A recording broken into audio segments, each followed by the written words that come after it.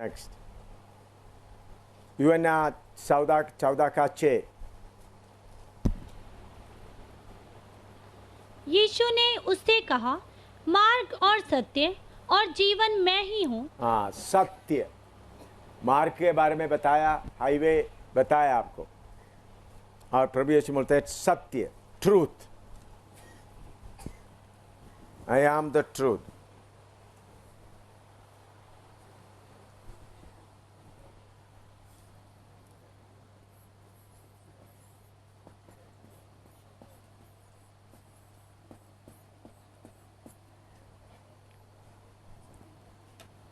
Truth, सच्चाई, सत्य, सत्य, सच्चाई। यूहन्ना 8 का 32। यूहन्ना 8 का 32, जॉन 8:32। तुम सत्य को जानोगे और सत्य तुम्हें स्वतंत्र करेगा। हाँ, सत्य को जानोगे, सत्य तुमको स्वतंत्र करेगा। You know the truth and the truth will make you free. You'll know the truth, truth will make you free.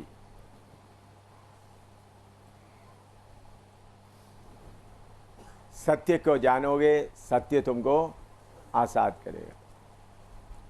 प्रभु यीशु मसीह ही सत्य है। कभी शैतान झूठ बोलकर आपको अपना कब्जे में रखेगा, तो आप सत्य को जानेगा तो आप क्या करेंगे? आज़ाद हो जाएंगे। मैं इसके साथ एक छोटा सा उदाहरण या असली घटना बताता हूँ। कहानी नहीं है, असली घटना। दूसरा वर्ल्ड वार, या उसको हिंदी में क्या बोलते हैं, दूसरा विश्व युद्ध।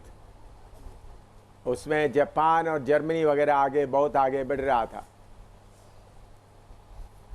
जापान बढ़ते बढ़ते हमारा असम में आ गया। नागालैंड, मणिपुर, इस इलाका में बहुत जगह कब्जा किया जापान का फौज। बर्मा कब्जा किया, थाईलैंड कब्जा किया, बर्मा कब्जा किया। अब हिंदुस्तान के असम, मिजोरम, आसाम इलाका, नागालैंड कब्जा करते आगे आ रहा था। उस समय में जापान के ऊपर अमेरिका ने आटम बम डाल दिया। आटम बम डालने के कारण जापान पूरा बर्बाद हो गया, नाश हो गया। जापान अपने आप को हार मान लिया। फिर भी जापान के काफ़ी करीब 21 जवान लोग असम में फिर भी एडवांस करते आए थे।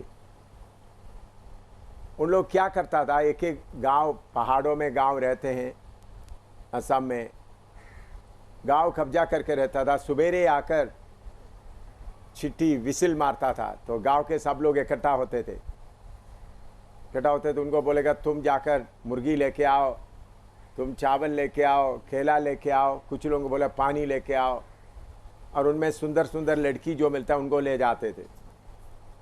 ऐसा 2 महीना उस जवान लोग उस देश के लोगों को क्या करते, कब्जा करके अपना मतलब पूरा करते हुए आए।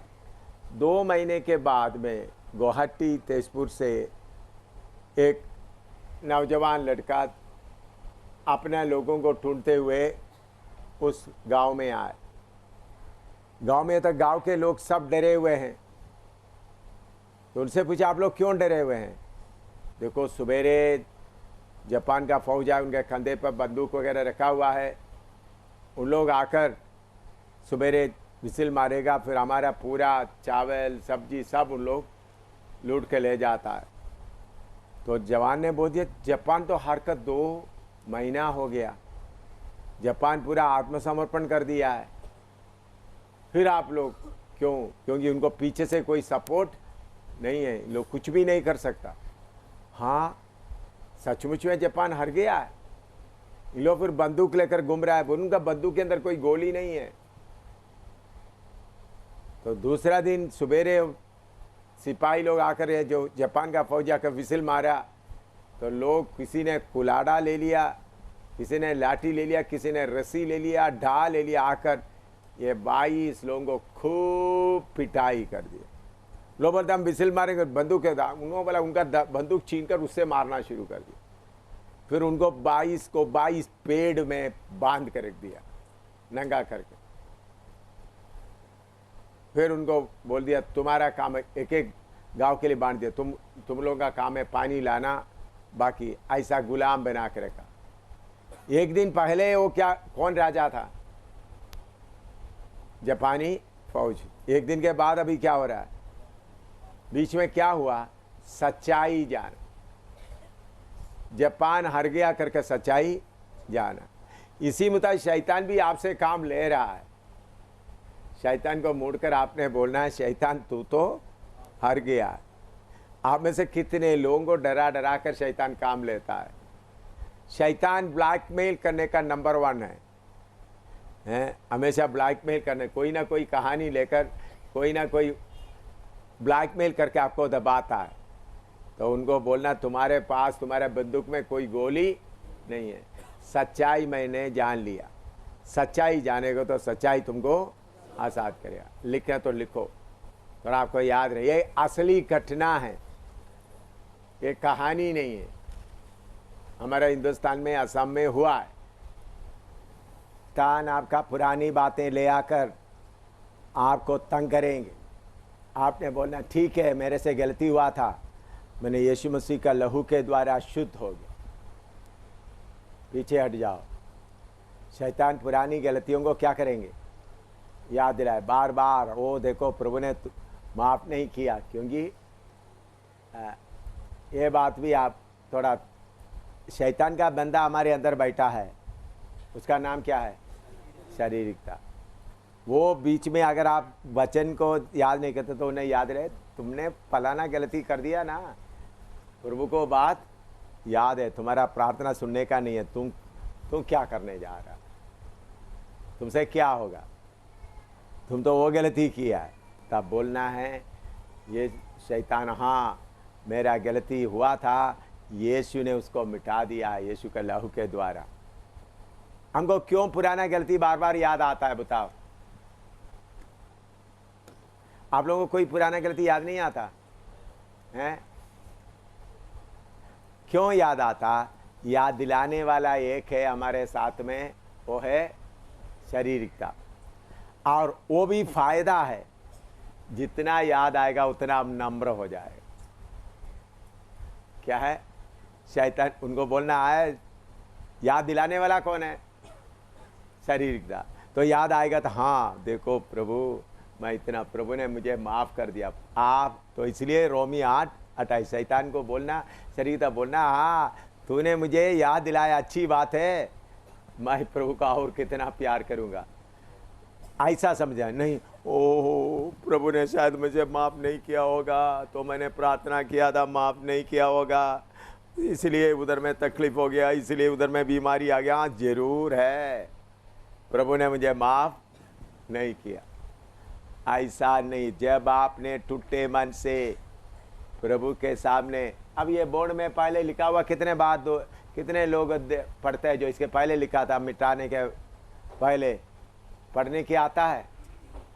देखिए प्रभु आपको, आपने जितना गलती किया है सचमुच में पश्चाताप कर दिया है, तो प्रभु ने उसको मिटा दिया है। क्या किया है? मिटा दिया।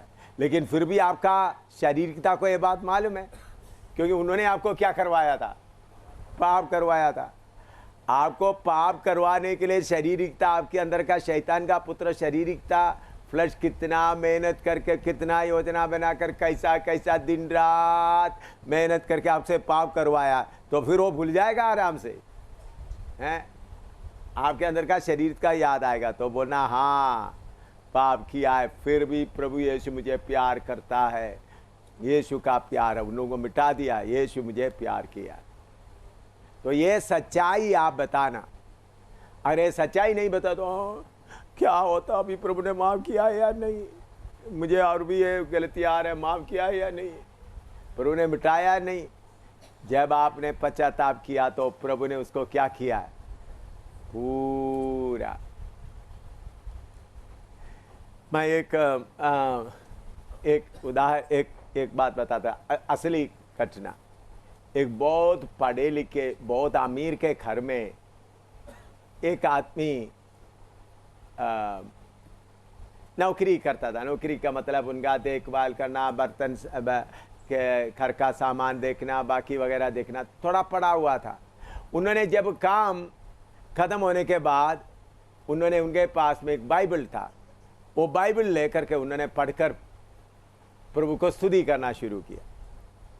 तो वो बड़ा मालिक ये बाइबल पढ़कर बहुत खुश हो रहा है, तो उनको गुस्सा आ गया। फिर उन्होंने उधर में एक ज्योग्राफी का किताब रख दिया। ज्योग्राफी के हिंदी में क्या बोलते हैं? भूगोल का किताब रख दिया। उन्होंने बोला ये बाइबल इधर नहीं लाना, तुम इधर ये पढ़ लो। वो पढ़ रहा था, तो उस पढ़ते समय में उन्होंने पढ़ा था समुद्र कितना गहरा है। उन्होंने हालेलुया बोलना शुरू कर दिया। क्यों बात है? हे भाई क्यों? इतना गहरा में प्रभु ने मेरा पाप डाल दिया।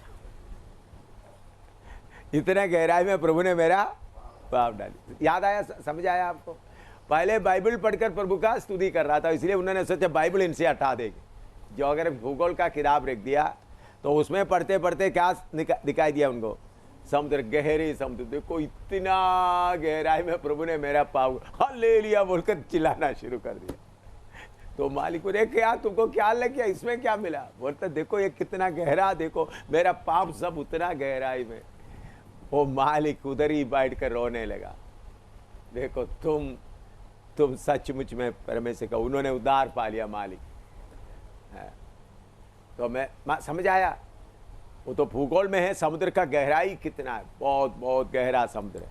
इतना गहरा समुद्र में मेरा पाप को प्रभु ने डाल दिया। शैतान क्या बोलेगा? ओ तुम्हारा गलती साफ प्रभु को याद है, तुमने वो किया है, तुमने ये किया है। तो शैतान को बोलना देखो पूरा तुमको याद है, मेरा प्रभु के दिमाग में वो याद नहीं है, उन्होंने मिटा दिया है। तो क्योंकि तुमने ये मुझे पाप करवाया। ये सच्चाई जानना है, ये सच्चाई। ये बात थोड़ा लिखो आप। शैतान आपके अंदर में रहने वाला शारीरिकता आपको अपना गलतियों को याद दिलाते रहेगा।